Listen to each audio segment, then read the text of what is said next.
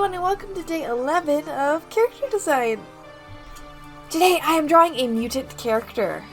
Her name is Skarlette. Now when I was doing this design, I wasn't going for a challenge specifically, but I did want to draw a mutant character. And I wanted to draw a character with a skull around its head and a character with a hunchback, because I'm not great at drawing characters with a hunchback. I don't really understand the anatomy behind it, and I tried looking for references and there's not really any good references online. So this was me just practicing mostly with that. So I started drawing, I'm not really sure what animal she is. Like some sort of cat, probably. But like what specific cat, I have no idea. But I started drawing her and I gave her 4 arms. I put the skull on her head. It's more of a bird skull than anything. And I just started adding the arms. I started adding really long strands of hair that for some reason just scratches an itch in my brain. And I just love drawing hair like that. It's just so calming, so therapeutic. I probably said this before. It's just so much fun. I suggest you give it a try. And then once I got the upper body done, I added the legs. She's relatively tall, not super tall, but I tried to make her feet really flat. Hopefully I'll remember that in when I'm drawing her again, because sometimes I look at a rough sheet where I do something specific but then change it on accident and just draw normal feet. So I'm going to really try it and keep her feet flat. And then after I got the body, I was thinking on what outfit I wanted to add. And I thought of a beautiful idea because I wanted to keep the silhouette of the body and the tail. So why not give her a mesh skirt, one that's see-through. So the skirt will be sheer and you'll be able to see through it. That way we're keeping the silhouette, but we get some sort of fun outfit to go over it, which I absolutely adore.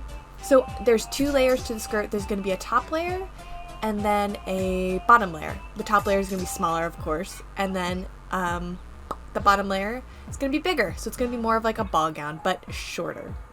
So I just like chucked in the shape of the bottom skirt. I didn't bother lining it at that moment because I just wanted to see what the shape would be like and get an idea. And then we were on to line art. I started with the skull and the face, of course. Always got to start there.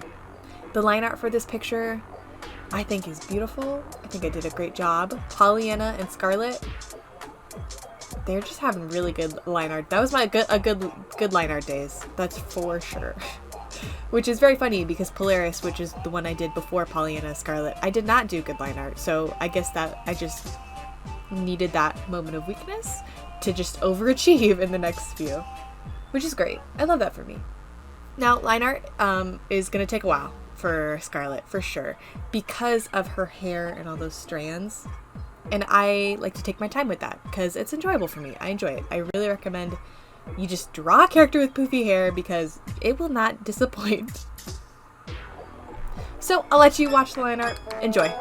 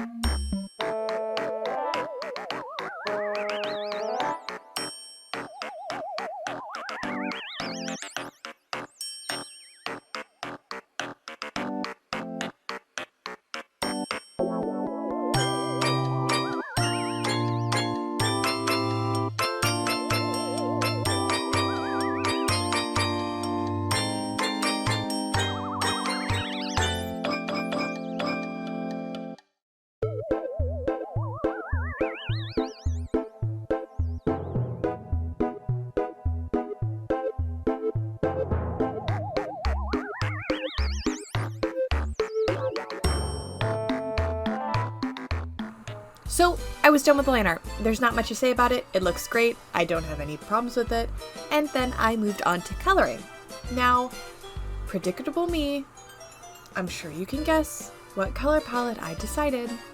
Yes, a red and blue with a bit of monochrome, because of course I did. I don't do it on purpose. It just happens, I swear. But it just, like, she looks stunning in the end. Like, you will love it. And oftentimes when I do a red and blue color palette, I choose cotton candy. I just, like, it looks cotton candy. She's giving sugar. You know what I mean? It shocks me every time where I draw a character and then I look at it and I'm like, Katie, that is a red and blue color palette. You stupid, stupid idiot. But then I end up liking it. So it's like, well, I can't change it now. I should just put up, like, a list of all the blue and red color palettes I've ever done.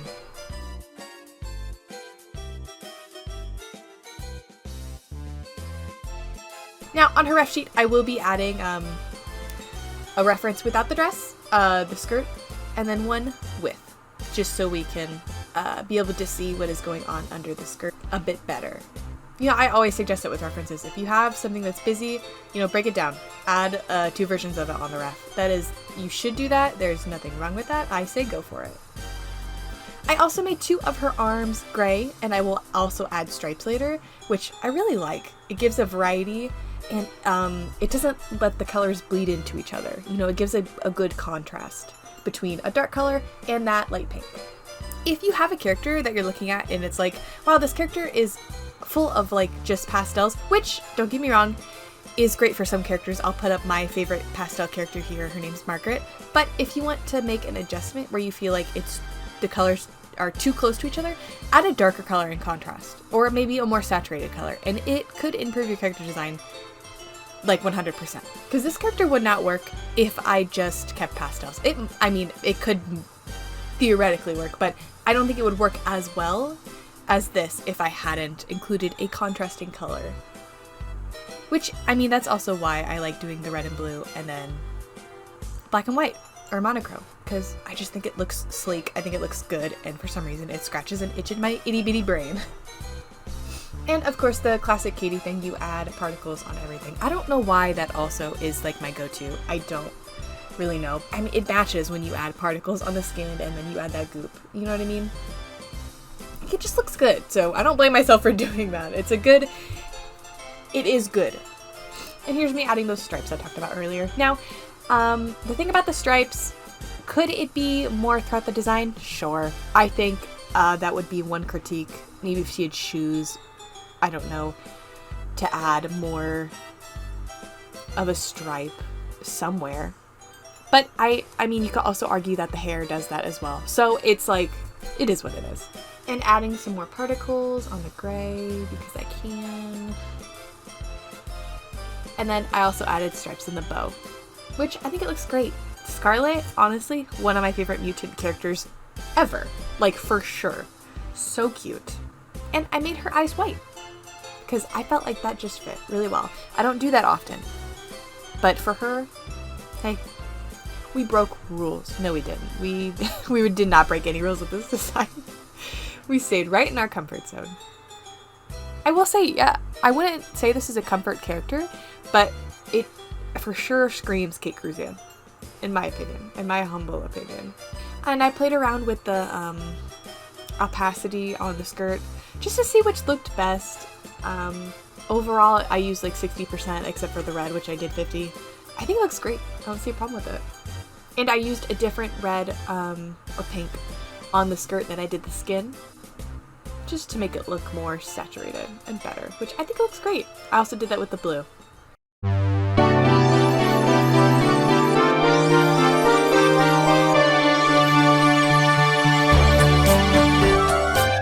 That is pretty much it for this design. Again, her name's Skarlette. I love her. She's just like a little princess. I don't know. She looks like a mutant princess to me. I think she's just so endearing. Her silhouette is so beautiful. Like, I could just stare at her all day. I like that even though she's like, theoretically, technically, she would be like scary. She's not. Like, she gives sweet energy. You know what I mean? Again, it could be the cotton candy colors I chose. But I love her. If you have any opinions, leave a comment below. I'd love to hear them. Anyway, thank you for joining me today. If you want to support me, my Ko-fi is linked in the description, where you can buy AYCH or become a member, or I'm trying to put more adopts on there. If there's not some adopts on there, I'm sorry. I'm working on it. It's a work in progress.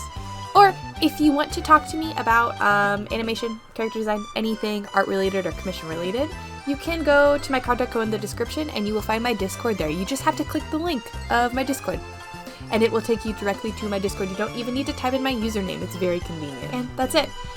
You know, I hope you have a great January. I hope you have a great day. I hope you get some yummy food in your tummy and drink lots of water. Love you. Bye.